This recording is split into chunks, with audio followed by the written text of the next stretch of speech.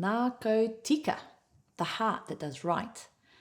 Our tūpuna had rules for all parts of life, and we still follow many of these today, like not sitting on where we prepare or eat our kai, or singing a waiata, a song, after a whai kōrero, a speech, or not going for a swim when it's our time of the month.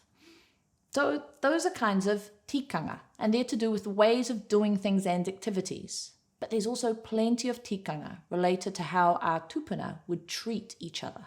Like if someone is doing a whai kōrero, then we shouldn't walk in front of them. Or if you must, then crouch low when you do. Or we should serve our manuhiri, our guests, kai, before we serve ourselves. And of course, Tūpuna Māori tikanga said people, including pēpi and tamariki, are tapu, so shouldn't be hurt. Just like our tūpuna had tikanga for all parts of life, whānau today can also have tikanga to make whānau life easier. Like no shoes in the house, or no shouting at each other, or bath time is at 6 and then there's 3 books before bed. For example, for Nanny and Grandpa, meals were always a formal occasion with everyone sat at the dining table.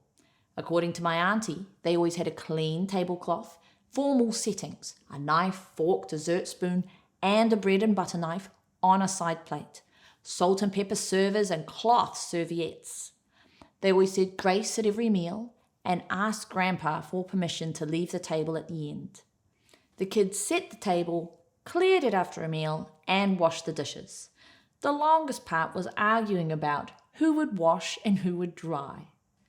This was their whānau tikanga, their whānau rules, and the whānau did it every night, without shouting or smacking. It was just their normal.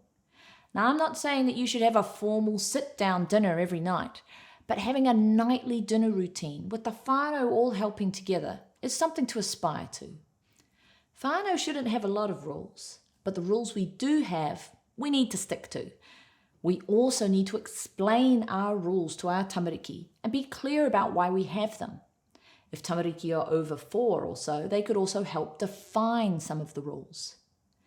Explaining the rules is important because it helps avoid future dramas by getting our tamariki, our little independent people, on board with how our whānau works. Some rules might have a consequence for breaking them, like if you wear your shoes inside, you have to sweep the house. Or if anyone shouts angrily, they have to sing a sorry song. Or if you don't hop into the bath when I say it's bath time, then you only get 1 book before bed instead of 3. And the best thing about having whānau tikanga? Telling our tamariki how great it is when they follow a rule. That positive feedback is as good as a lolly reward. It makes them feel good, and it makes things easier for us because they're on board with the rule.